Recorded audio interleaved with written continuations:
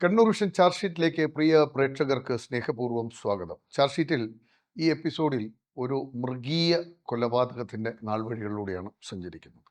ഒരു 6 മാസം മാത്രം പ്രായമുള്ള ഒരു കുഞ്ഞിനെ താലോലിച്ചു കൊണ്ടിരുന്ന ഒരു 42-കാരനെ അക്രമി സംഘം പട്ടാപ്പകൽ വീട്ടിൽ കയറി വെട്ടിക്കൊലപ്പെടുത്തുക.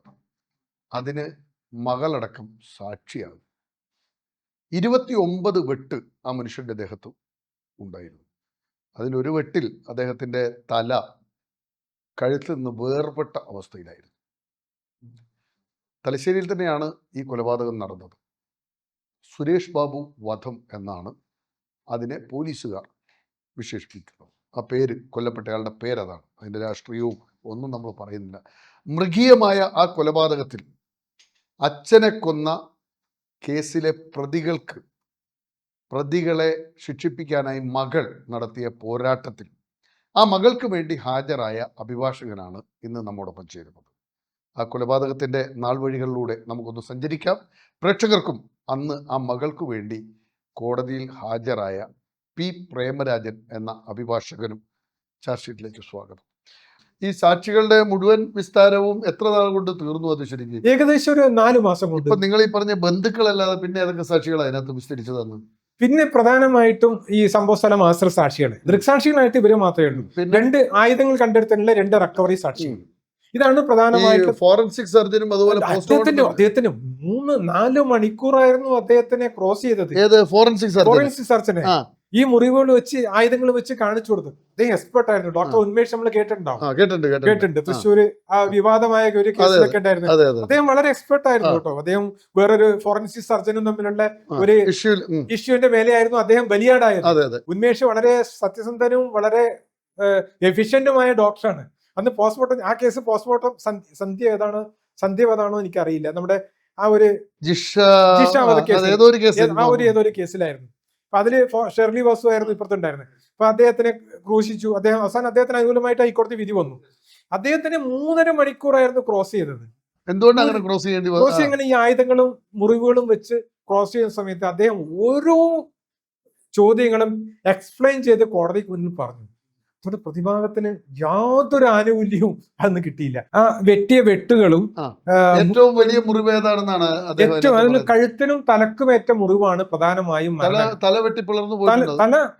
തല ഏകദേശം കഴുത്ത് വെട്ടിപ്പിളർന്നു.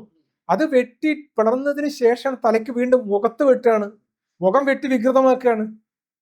കാരണം ഭീകരത ഉണ്ടാക്കുകയാണ്. അത് ആ ഒരു ചിത്രങ്ങളും തന്നെ നമ്മുടെ ആ കേസ് ഫയൽ കാണുന്ന സമയത്ത് നമ്മുടെ മനസ്സിനെ ആ സമയത്ത് ബോഡിയുടെ ഫോട്ടോസ് ഉണ്ടായിരുന്നു. ഭീകരമായിരുന്നു. കാലേ തുടയില് മുറിവുകള്, വിടർന്നു പോകുന്നു. ആണ് മുഖം ഒരു സൈഡ് ഈ കീറിയിട്ട് ഇങ്ങനെ പോവുകയാണ്. കഴുത്ത് അറ്റിട്ട്, നമ്മുടെ ഈ കോഴിയുടെ ഒക്കെ കഴുത്ത് അറുത്താൽ ഉണ്ടാവുന്നതുണ്ടല്ലോ, അതുപോലെ അറ്റിട്ട് ഒരു സ്കിന്നിന്റെ മേലെയാണ് കഴുത്ത് നിൽക്കുന്നത്. തൂങ്ങി നിൽക്കുകയാണ്. മൃഗീയമാണ്, വളരെ മൃഗീയമാണ്. അതാ 4 പേരാണ് ചെയ്യുന്നത് ഒരാളെ. അതും കാല് വയ്യാത്ത ഒരാളെ. ആലോചിച്ച് നോക്കണം. വീട്ടിൽ എന്തായിരുന്നു തൊഴിൽ? എന്തായിരുന്നു അദ്ദേഹം? നാടൻ പണി, കൂലിപ്പണി എടുക്കുന്ന ആളായിരുന്നു. സാധാരണ ഭാര്യയുടെ പറമ്പില്, തറവാട്ട സ്ഥലത്ത് 2.5 സെന്റിൽ ചെറിയൊരു ഒറ്റ നില വീടെടുത്ത് താമസിക്കുന്ന ഒരു സാധാരണ 8 വർഷമായി അവിടെ താമസിക്കുന്നു. ആ നാട്ടുകാരനല്ല. അപ്പൊ എല്ലാവർക്കും അറിയാം ഇതൊരു അനുഭാവിയാണെന്ന് അറിയാന്നല്ലാതെ ആർക്കും ദോഷമൊന്നുമില്ല. അതുകൊണ്ട് ആ പ്രദേശത്ത് ചുറ്റുവട്ടത്തുള്ള വീട്ടുകാർക്കൊന്നും ആർക്കും ഒരു പ്രശ്നമില്ല, ഇതുമില്ല. കാരണം ഇത് കലിമൂത്ത് വരുന്ന ആളുകള്, അവർക്കൊന്നുമില്ല. ആരെങ്കിലും, ഞാൻ പറയാം, എന്റെ അനുഭവം തന്നെ ഞാൻ പറഞ്ഞല്ലോ. അപ്പൊ നമ്മള് പോലീസ് അത് പറയുമ്പോഴാണ് ഞാൻ ആ ഗൗരവം മനസ്സിലാവുന്നത്. ആ ഒരു സമയങ്ങളില് ആര് എന്ത് എന്നില്ല. ഒരു എതിരാളി ഒന്നിന് കിട്ടിക്കഴിഞ്ഞാൽ ഒന്ന് ഇവിടെ വെട്ടിയത് അടുത്ത അവിടെ വെട്ടി. ആരാണെന്നില്ല. കാരണം 15 മിനിറ്റിനുള്ളിൽ 3 കൊലപാതകം നടക്കണമെങ്കിൽ നിങ്ങൾ ആലോചിച്ച് നോക്കണം. ഒന്ന് എവിടെ നടക്കുന്നത്? ഒന്ന് തലശ്ശേരി ലോഗൻസ് റോഡില്, രണ്ടാമത്തെ കൊളശ്ശേരി, 3 എരുവട്ടി. ഈ 3 പ്രദേശങ്ങളിൽ 15 മണിക്കൂറിനുള്ളിൽ 15 മിനിറ്റിനുള്ളിൽ 1 മണിക്കൂറിലാണ് നടക്കുന്നത്. ഈ മനുഷ്യന്മാര് മുഴുവൻ, അതായത് കൂത്തുപറമ്പ് ഒരു ടീം, കൊളശ്ശേരി വേറൊരു ടീം, തലശ്ശേരി എതിര് ടീം, അതുപോലെ പിറ്റേ ദിവസം അതുപോലെ തന്നെ നടക്കുന്നു. അങ്ങനെ ഓരോ സ്ഥലങ്ങളിൽ കൊലയാളി സംഘങ്ങള് ഏരിയ തിരിച്ചിട്ട് അവർ ഇറങ്ങി വിലസാണ്. ഈ പറയുന്ന ഈ ടീമിനെ വിചാരണ വേളയിൽ ഈ പ്രതികളുടെയൊക്കെ ഒരു മൊത്തത്തിലുള്ള ഒരു മാനസികാവസ്ഥയൊക്കെ എങ്ങനെ ഉണ്ടായിരുന്നു ആ സമയത്ത്? വിചാരണ വേളയിൽ എങ്ങനെ ഉണ്ടായിരുന്നു? വിധി പറയുന്ന ദിവസം എങ്ങനെ ഉണ്ടായിരുന്നു? അവർക്ക് 3 പേര് അവര് ശിക്ഷ കിട്ടുമെന്ന് പ്രതീക്ഷിച്ചിരുന്നു. കാരണം ഒരാളുടെ കയ്യിൽ ബോംബ് ഉണ്ടായിരുന്നു, മറ്റേ 2 പേര് വെട്ടിയിരുന്നു. മറ്റേ 2 പേരും പുറത്ത് കാവല് നിന്നു, ഇരുമ്പ് കൊടികളായിട്ട് അടിച്ചു എന്ന് മാത്രമേ ഉള്ളൂ. അതുകൊണ്ട് ഞങ്ങളെ ശിക്ഷിക്കില്ലേ എന്നുള്ളൊരു ധാരണയായിരുന്നു അവർക്കുണ്ടായിരുന്നത്. അവർക്ക് ആ ഒരു ആനുകൂല്യം അവർക്ക് കിട്ടുമെന്നുള്ള ഒരു ധാരണ. അവർ വീട്ടിനകത്ത് കയറുന്നില്ല, അവർ പുറത്തുകൂടെയാണ് വരുന്നത്. ഈ രേഖകൾ എത്ര രേഖകൾ മാർക്ക് ചെയ്തായിരുന്നു എന്ന്, തൊണ്ടിമുതലുകൾ എത്ര മൊത്തം ഉണ്ടായിരുന്നു എന്ന്, ഈ തൊണ്ടിമുതലുകളൊക്കെ ഈ കേസിനെ എങ്ങനെ സ്വാധീനിച്ചു? ഏകദേശം ഒരു 30ഓളം തൊണ്ടിമുതലുകൾ എല്ലാം കൂടി വസ്ത്രങ്ങള്, മറ്റുള്ള ചെരുപ്പുകള്, സാധനങ്ങൾ ഉണ്ടായിരുന്നു. 27 സാക്ഷികളെ വിസ്തരിച്ചു. 27 സാക്ഷികൾ എത്ര ഉണ്ടായിരുന്നു? പ്രോസിക്യൂഷൻ സാക്ഷികളായിട്ട് മൊത്തം 50-ലധികം സാക്ഷികളുണ്ടായിരുന്നു. 27 വരെയുള്ള സാക്ഷികൾ. അന്വേഷണ ഉദ്യോഗസ്ഥരൊക്കെ ഉണ്ട്. അന്വേഷണ ഉദ്യോഗസ്ഥരെല്ലാം പെർഫെക്റ്റ് ആണോ? ലോക്കൽ പോലീസും ക്രൈംബ്രാഞ്ച് അന്വേഷണങ്ങളൊക്കെ പെർഫെക്റ്റ് ആയിരുന്നോ? അതേ ക്രൈംബ്രാഞ്ച് ആണോ അന്വേഷണത്തിൽ ഏറ്റവും മികവ് പുലർത്തുന്നത്? ഞാൻ എപ്പോഴും പറയും, ഈ ലോക്കൽ പോലീസാണ് അന്വേഷണത്തിൽ നല്ലത്. ഈ ക്രൈംബ്രാഞ്ച് അന്വേഷിച്ച CD-യിൽ പലപ്പോഴും പല മിസ്റ്റേക്കുകളും കാണാം. ഇതിലധികം മിസ്റ്റേക്ക് ഇല്ലാതിരിക്കാൻ കാരണം, ഈ ആദ്യത്തെ 4 ദിവസം അന്വേഷിച്ചത് പാനൂർ CI, ഇപ്പൊ DYSP റിട്ടയർ ചെയ്തു, ഈ VP സുരേന്ദ്രൻ എന്ന ആളായിരുന്നു. വളരെ സിൻസിയറായ, സത്യം, പൊളിറ്റിക്സ് ഒന്നുമില്ല അദ്ദേഹത്തിന്, ഒഞ്ചിയംകാരനാണ് കേട്ടോ. ഇപ്പൊ രാഷ്ട്രീയ കാര്യങ്ങളും ഉണ്ട്. അദ്ദേഹം ഒഞ്ചിയത്തെ വിശ്വാസിയായിരിക്കും, പക്ഷെ അദ്ദേഹം ചെയ്ത കുറെ ഫയലുകൾ ഞാൻ കണ്ടിട്ടുണ്ട്. എന്തൊരു പക്ക സ്ട്രെയിറ്റ് ആയിട്ടാണ് എവിഡൻസ് കൊടുക്കുന്നത്, ഇൻവെസ്റ്റിഗേഷൻ നടത്തുന്നതെന്ന് അറിയാം. ഒരു ചായ്വോ വേർതിരിവോ ഇല്ലാതെ കോടതിയിൽ വന്ന് മൊഴി കൊടുക്കുമ്പോൾ എൻ്റെ അടുത്ത് വന്നിരുന്നു, നോക്കില്ലേ അത് ശിക്ഷിക്കണം. ഞാൻ അത് കണ്ടിട്ട് ഇപ്പോഴും എൻ്റെ മനസ്സിൽ നിന്ന് പോകുന്നില്ല. ആ കുട്ടികളുടെയും മകളുടെയും ഇവരുടെയൊക്കെ മുഖം, അയാളുടെ ബോഡിയുടെ. ഇപ്പൊ K വിനോദൻ, അപ്പൊ അയാളാണ് ആശുപത്രി കൊണ്ടുപോകുന്നത്, ഇമ്മീഡിയറ്റ് കൊണ്ടുപോകുന്നത്. അപ്പൊ അയാളും DYSP ആണ്. അതുപോലെ പിന്നെ ഈ സുകുമാരൻ എന്ന് പറഞ്ഞ DYSP, അതിന് ശേഷം അന്വേഷണം നടത്തുന്ന ആള്. അദ്ദേഹം എല്ലാം വന്ന് പിന്നെ പ്രതികളെ കാണിച്ചു. ഈ ആദ്യത്തെ 4 ദിവസം കൊണ്ട് തന്നെ പ്രതികള് പിക്ചറിലേക്ക് വന്നു. പോലീസിനെ ഐഡന്റിഫൈ ചെയ്യാൻ അതൊരു വലിയ മുന്നേറ്റമായി. അത് വലിയ ശരിക്കും പിടിക്കുന്നത് എവിടുന്നാണ് പറയുന്നത്? ശരിക്കും പിടിക്കുന്നത് പിന്നീട് അവര് അറേഞ്ച്ഡ് അറസ്റ്റ് ആണോ? അറേഞ്ച്ഡ് അറസ്റ്റ് ആവാനാണ് സാധ്യത. കൊടുത്തതാണ്. പ്രതികളെ കൊടുത്തതല്ല, പ്രതികൾ ഒറിജിനലാണ്. പ്രതികളെ പോലീസിന് കൈമാറിയിട്ട്, ക്രൈംബ്രാഞ്ചിന് കൈമാറിയിട്ട് അതിനുശേഷം അവർ അറസ്റ്റ് രേഖപ്പെടുത്തുകയായിരുന്നു. 6 പ്രതികളെ, 5 പ്രതികൾ. 5 പ്രതികൾ. 6ാമത്തെ ആളെ കണ്ടെത്താൻ പറ്റി. ഈ വിചാരണ 3.5 മാസം എടുത്തു മൊത്തം. അതില് ഏറ്റവും കൂടുതൽ പ്രതിഭാഗത്തിന്റെ പ്രധാനമായ വാദങ്ങൾ, ഇപ്പൊ നിങ്ങൾ പ്രധാന വാദങ്ങൾ, പ്രതിഭാഗത്തിന്റെ എന്തൊക്കെ വാദങ്ങളുണ്ടായിരുന്നു? പ്രധാന വാദം എന്ന് പറയുന്നത്, ഈ പരിചയമില്ലാത്ത ആളുകളാണ് കൊലപ്പെടുത്തിയത്. 2, ഈ FIR-ല് ഈ പാർട്ടി പിന്നീട് മനഃപൂർവ്വം എഴുതി ചേർത്തയാണ്. പിന്നെ ഈ സാക്ഷികളെ ചോദ്യം ചെയ്യാൻ വേണ്ടിയിട്ട് കാലതാമസം ഉണ്ടായി. പിന്നെ ഈ ബന്ധുക്കളാണ് സാക്ഷികൾ, സ്വതന്ത്ര സാക്ഷികൾ ഇല്ല എന്നായിരുന്നു. എന്നിട്ട് കോടതി ഒരു ചോദ്യം ചോദിച്ചു, വീട്ടിനകത്ത് രാവിലെ ഹർത്താലായി, കർഫ്യൂ ആയി വീട്ടിനകത്ത് ഇരിക്കുന്ന സമയത്ത് എൻ്റെ ഭാര്യയും എൻ്റെ മക്കളും അല്ലാതെ വേറെ ആരാണ് സാക്ഷി പറയുക? എൻ്റെ മുന്നിൽ നടക്കുന്ന സംഭവം. പുറത്താണെങ്കിൽ നമുക്ക് ആളുകളെ പ്രതീക്ഷിക്കാം, തൊട്ടടുത്ത കടക്കാരെ സാക്ഷിയാക്കിയിട്ടില്ല, ഇതിന് പോസിബിലിറ്റി ഇല്ലല്ലോ. ആരാണ് പറയും? ഈ ബോഡി കാണാൻ പോലും ആള് വരുന്നില്ല. പോലീസ് 20 മിനിറ്റ് കൊണ്ട് 15 മിനിറ്റ് കൊണ്ടാണ് ഈ ബന്ധുവായ ഹരിദാസൻ അവിടെ എത്തുന്നത്, വിവരം അറിഞ്ഞെത്തുന്നത്. അതുവരെ ബോഡി അവിടെ കിടക്കുകയാണ്. ഈ സ്ത്രീകൾ എന്ത് ചെയ്യാനാണ്? ഇത് കണ്ടുകൊണ്ട് ഈ രീതിയിൽ ബോഡി കിടക്കുകയാണ്. അപ്പോഴേക്കാണ് പോലീസ് എത്തുന്നത്. ഓട്ടോ പിടിച്ച് ഇയാൾ വന്നു, ഹരിദാസൻ വന്നു. അപ്പോഴേക്ക് വിനോദൻ SI വന്നു. അങ്ങനെയാണ് പോലീസ് ജീപ്പ് കയറ്റി കൊണ്ടുപോകുന്നത്. ഇയാളോട്, ഹരിദാസനോട് പറഞ്ഞു, നിങ്ങൾ സ്റ്റേഷനിൽ പോയി പരാതി കൊടുക്കാൻ നിർദ്ദേശിച്ചു. അങ്ങനെ ചൊക്ലി സ്റ്റേഷനിൽ പോയി പരാതി കൊടുക്കുന്നു. ഈ നിങ്ങളുടെ പ്രധാന ആർഗ്യുമെന്റ്, ഇപ്പം നിങ്ങൾ ഈ ഇത്രയും വിസ്താരമെല്ലാം നടത്തിയതിനു ശേഷം വിസ്താരത്തിന്റെ അടിസ്ഥാനത്തിൽ ഒരു വാദം നടക്കും. അതെ. അപ്പൊ നിങ്ങളുടെ പ്രധാനമായ വാദം എന്തായിരുന്നു ഈ കേസിൽ? അന്ന് ഞാൻ ആർഗ്യുമെന്റ് നോട്ട്സ്, ഞാൻ വിക്ടിമിന് വേണ്ടിയിട്ട് ഞാൻ ആർഗ്യുമെന്റ് നോട്ട്സ് ആയിരുന്നു കൊടുത്തത്. കാരണം പ്രോസിക്യൂട്ടറാണ് അപ്പിയർ ചെയ്യുന്നത്, ആർഗ്യു ചെയ്യുന്നത്. ഞാൻ എൻ്റെ ആർഗ്യുമെന്റ് നോട്ട്സിൽ ഞാൻ പറഞ്ഞ പ്രധാന കാര്യങ്ങൾ, ഒന്ന്, ഈ FIR പ്രതികളുടെ പേരില്ലെങ്കിലും പ്രതികളുടെ രാഷ്ട്രീയം കൃത്യമായി പറഞ്ഞിട്ടുണ്ട്. 1-ാം സാക്ഷി അത് നിഷേധിച്ചെങ്കിലും അയാൾ പ്രതികളുമായിട്ടുള്ള ബന്ധം കോടതി മുമ്പാകെ സമ്മതിച്ചു. പ്രതികൾക്ക് അയാളുടെ മേലുള്ള സ്വാധീനം അദ്ദേഹം കോടതിയിൽ സമ്മതിച്ചു. അതുകൊണ്ട് FIR-നെ അവിശ്വസിക്കുന്നത് 1 മണിക്കൂർ കൊണ്ട് വീഴുന്ന FIR ആണ്. 1.5 മണിക്കൂർ കൊണ്ട് 12 മണിക്ക് FIR ഇടുന്നു. അനാവശ്യമായ തിരുത്തലുകളോ കൂട്ടിച്ചേർക്കലോ FIR-ൽ ഇല്ല. FIR-ൽ പക്ഷേ ആദ്യം പ്രതികളില്ല. അതുകൊണ്ട് തന്നെ FIR കോടതിയിൽ എത്താനുള്ള കാലതാമസം വൈകുന്നേരമാണ് എത്തുന്നത്. കാരണം അതിനും പ്രതികൾക്ക് പ്രെജുഡിസ് ഉണ്ടായി എന്ന് പറയാൻ പറ്റില്ല. കാരണം ഈ കാലതാമസം ഒരു വിഷയമല്ല. രണ്ടാമത്തത്, ഈ സാക്ഷികളെ ചോദ്യം ചെയ്യാൻ അവര് പിറ്റേ ദിവസമാണ് ബോഡി 8-ാം തീയതിയാണ് പോസ്റ്റ്മോർട്ടം നടത്തുന്നത്. 8-ാം തീയതി പോസ്റ്റ്മോർട്ടം നടത്തി ക്രിമേഷൻ കഴിഞ്ഞ് 9-ാം തീയതി ഒന്ന് റിലീഫായി 10-ാം തീയതി ഇവരുടെയൊക്കെ മൊഴിയെടുത്തു. അതും കാലതാമസമായി കണക്കാക്കാൻ പറ്റില്ല. സാഹചര്യത്തിന്റെ സമ്മർദ്ദങ്ങൾ മാത്രമേ പറയാൻ പറ്റുള്ളൂ.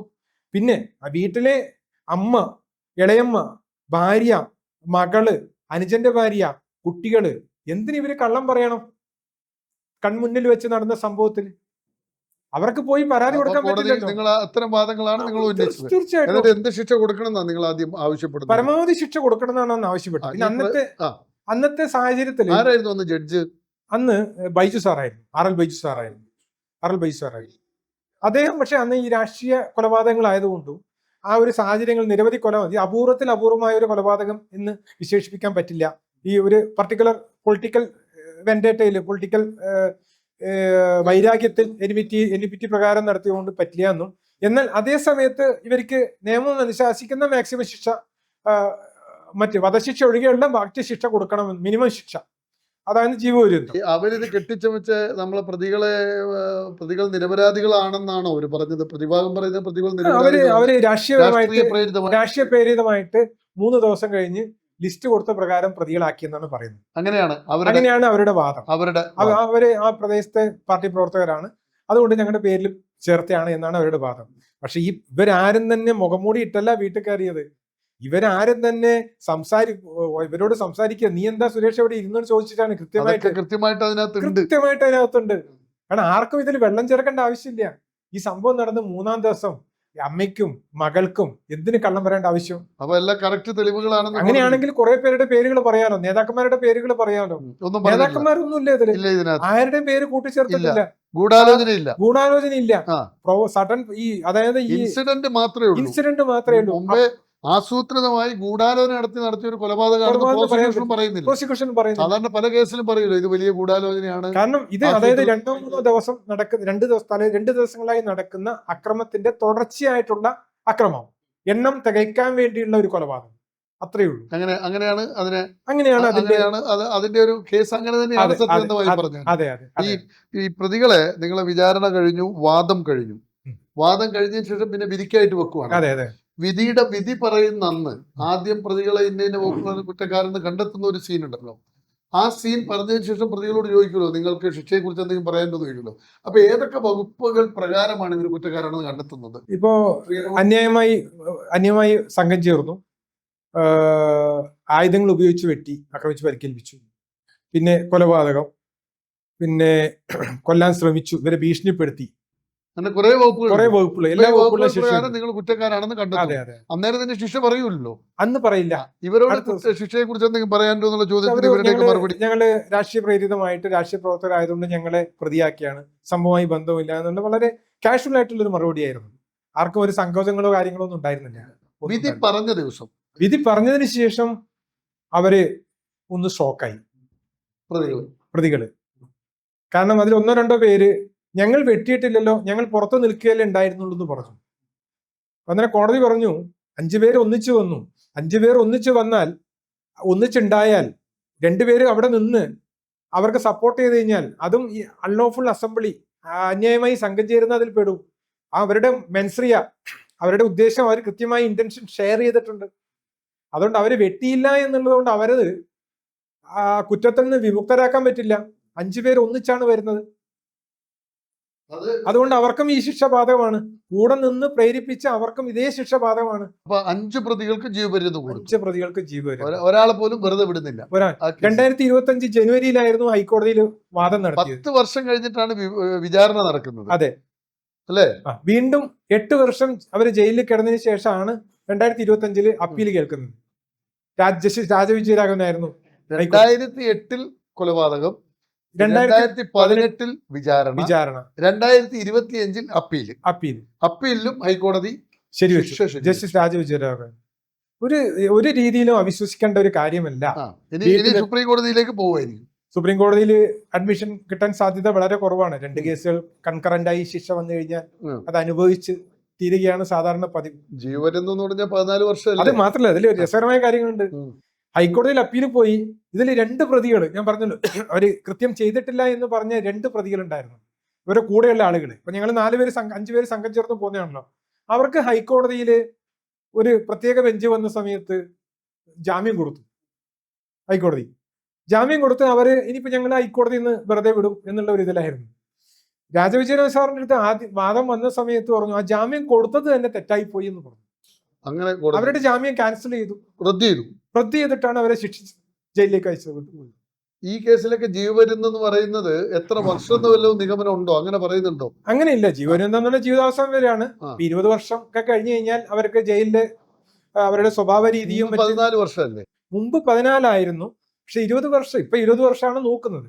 ജയിലിലെ സ്വഭാവ രീതിയും മറ്റ് കേസുകളിൽ കൺവിഷനോ കാര്യങ്ങളോ ഒന്നും ഇല്ലെങ്കിൽ സർക്കാരിന് അവരുടെ ഡിസ്ക്രിഷണറി പവർ, വിവേചനാധികാരം ഉപയോഗിച്ച് ജയിൽ അഡ്വൈസറി ബോർഡിന് അവർക്ക് റിലീസ് കൊടുക്കാം. അപ്പൊ 2018 ശിക്ഷിച്ചത്. 2025 ആകുമ്പോൾ 8 വർഷം ജയിലിൽ ശിക്ഷ അനുഭവിച്ചു കഴിഞ്ഞു. മാറ്റങ്ങൾ ഉണ്ടായിട്ടുണ്ടാകാം മനുഷ്യർക്ക്, അല്ലെ? മാറ്റങ്ങൾ ഉണ്ടായാലും ആ ഒരു നിശ്ചിത കാലപരിധി അവർ കിടന്നേ പറ്റുള്ളൂ.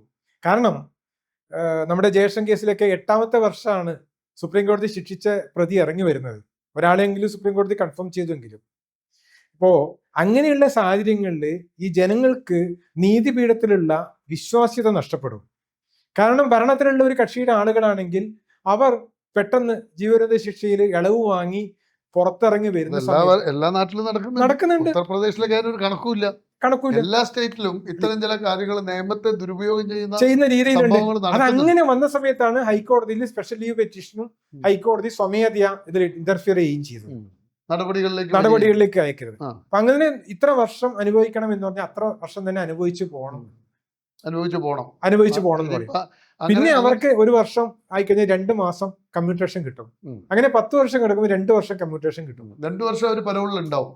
ഒരു പരോളിൽ എന്ന് വെച്ചാൽ 6 മാസത്തിൽ ഒരു മാസം കിട്ടും. അത് 3 മാസം 2 മാസം പരോള് കിട്ടും. മൊത്തം പരോള് കിട്ടും. അത് ശിക്ഷാ പീരീഡ് ഇതിൽ തന്നെ പെടും. അത് നോർമലായിട്ട് തന്നെ കിട്ടും. ശുപാർശ ഒന്നും ഇല്ലാതെ തന്നെ, ശുപാർശ ഇല്ലാണ്ട് കിട്ടും. ഓ, അങ്ങനെയുണ്ട്. അത് വലിയ ഗോൾഡൻ ചാൻസ് ആണല്ലോ. ഇപ്പൊ നല്ല ശമ്പളമല്ലേ? ജയിലിൽ നല്ല ശമ്പളത്തിന് അവിടെ മറ്റുള്ള ടാരിഫൊക്കെ കൂട്ടി എന്നാണ് പറഞ്ഞു. ഞങ്ങള് ചില പ്രതികളായിട്ട് ബന്ധപ്പെട്ട കൂട്ടി അവിടെ അവർക്ക് അലവൻസും കൂട്ടിയോണ്ട് കുറെ അവര് തന്നെ പിടിക്കും. അത് ഈ വിക്ടിം ഫണ്ടിലേക്ക് കുറച്ച് പൈസ മാറ്റി വെക്കും, അതിലേക്ക് കൂടുതലായി വെക്കും. അങ്ങനെയുണ്ട്. എന്നാലും ലാഭമാണ്. കാരണം 12 ആഴ്ചയിൽ ഒരു ദിവസം മട്ടൺ, ഫിഷ്, ചിക്കനെല്ലാം കൂട്ടി ഭക്ഷണം കഴിക്കാം, തൊഴിൽ ചെയ്യാം. പിന്നെ ഗൾഫിൽ പോയാൽ 1 വർഷം ജോലി ചെയ്ത 1 മാസമാണ് അവധി. അതുപോലെ തന്നെ ഇവർക്ക് 1 മാസമാണ്. ഇവർക്ക് 2 മാസം കിട്ടും. ഇവർക്ക് 2 മാസം കിട്ടും ഈ കൊലപ്പുള്ളികൾക്ക്, അല്ലെ? എല്ലാം ഭയങ്കര ട്രാജഡിയാണ്. അതൊന്നും അങ്ങനെ ഒന്നും കൊടുക്കാൻ പാടില്ല. 2 കാര്യങ്ങളുണ്ട്. നമ്മള് ഈ ഒരു സാഹചര്യത്തിൽ ഈ രാഷ്ട്രീയ വിരോധത്തിന്റെയോ അല്ലെങ്കിൽ മറ്റെന്തെങ്കിലും വിരോധത്തിന്റെ പേരിൽ ഇവര് കൊലപാതകളായിരിക്കാം. മനസ്സിലായില്ലേ? നമ്മൾ ഈ ജയില് എന്ന് പറയുന്നത് ഇവരെ റിഫോം ചെയ്ത് കറക്ഷണൽ ഹോമാണ്. ഇവരെ കറക്റ്റ് ചെയ്ത് വീണ്ടും മുഖ്യധാരയിലേക്ക് കൊണ്ടുവരിക എന്നുള്ളതാണ്. അതുകൊണ്ട് ഈ ശിക്ഷ ഇളവ് കൊടുക്കുന്നതും പരോള് കൊടുക്കുന്നതും ഒരു തെറ്റായിട്ട് നമുക്ക് കാണാൻ വ്യാഖ്യാനിക്കാൻ പാടില്ല. കാരണം അവർക്ക് സമൂഹത്തിന്റെ മുന്നിൽ അവർ കൊലപാതകങ്ങളായി അവർ അനുഭവിച്ചു വരുന്നു. അതേ സമയത്ത് അവർ സാമൂഹ്യ ജീവിതത്തിലേക്ക് തിരികെ വരേണ്ടതും ആവശ്യമാണ്. ഇപ്പൊ നിങ്ങൾ ഒരു കാര്യം മനസ്സിലാക്കണം. ഇപ്പൊ യുവതലമുറ ഒരു രാഷ്ട്രീയ കേസിൽ ജയിലിൽ പോകുന്ന സമയത്ത് അവര് 1 മാസം ജയിലിൽ കിടന്ന് അടുത്ത വരുന്നത് കൊട്ടേഷൻ ടീം അംഗമായിട്ടാണ് വരുന്നത്. അവിടെ എത്തുന്ന സമയത്ത് പുറത്തെത്തുമ്പോൾ അവിടെ രാഷ്ട്രീയ ഭേദമന്യേ എല്ലാവരും ഒന്നിച്ച് രാഷ്ട്രീയ വർഗീയ ഭേദമന്യേ, ഞാൻ അതുകൂടി പറയാം, രാഷ്ട്രീയ വർഗീയ ഭേദമന്യേ ഈ കൊട്ടേഷൻ, ഈ കുഴൽപ്പണക്കാരെയും മറ്റ് ജ്വല്ലറി സ്വർണം കൊണ്ടുപോകുന്നവരെയും കവർച്ച ചെയ്ത്, ഹൈവേ കവർച്ച ചെയ്ത് അതിന്റെ ഒരു നെറ്റ്വർക്കിന്റെ ഭാഗമായി വരികയാണ്. അതേസമയത്ത് രാഷ്ട്രീയ തടവുകാർ ജീവപര്യന്ത ശിക്ഷയോ മറ്റോ വരുന്ന സമയത്ത് അവര് നല്ല ഡിസിപ്ലിൻഡ് ആയിട്ടാണ് ജയിലിൽ ഇതാവുന്നത്. അവര് ജയിലിനകത്ത് വെച്ച് വരുന്ന സമയത്ത് പുറത്തെത്തുമ്പോൾ അവര് നല്ല മാറ്റങ്ങളും അവര് പഴയ രീതിയിലുള്ള രാഷ്ട്രീയ പ്രവർത്തനങ്ങളും നിർത്തി അവരുടെ ആ സ്വഭാവ രീതിയും അവരുടെ എല്ലാ രീതിയിലും മാറ്റും.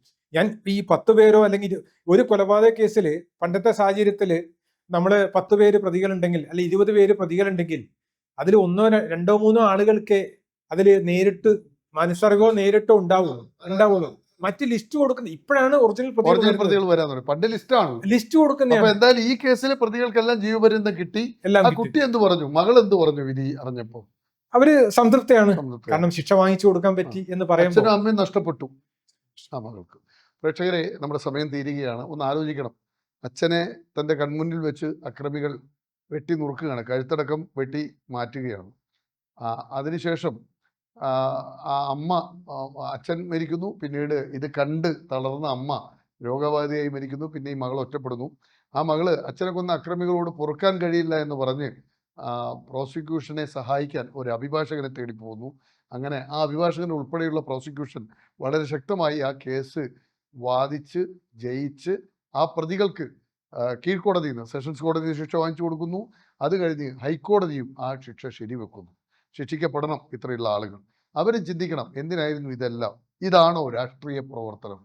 മനുഷ്യരെ കൊന്നൊടുക്കലാണോ? ഈ കൈക്കുഞ്ഞുമായി കളിച്ചുകൊണ്ടിരിക്കുന്ന ഒരു ഗൃഹനാഥനെ വീട്ടിനുള്ളിൽ കയറിയിട്ട് ആയുധങ്ങളും ബോംബുമായിട്ട് വന്ന് വെട്ടിക്കൊല്ലലാണോ നിങ്ങളുടെ രാഷ്ട്രീയ പ്രവർത്തനം? ചിന്തിക്കണം. ഈ രാഷ്ട്രീയം നമുക്ക് വേണ്ട. നമുക്കിതല്ല വേണ്ടത് എന്ന് ഓർമ്മപ്പെടുത്തുകയാണ് ചാർജ് ഷീറ്റ്. പ്രേക്ഷകർക്കും പ്രേമരാജനും നന്ദി, നമസ്കാരം.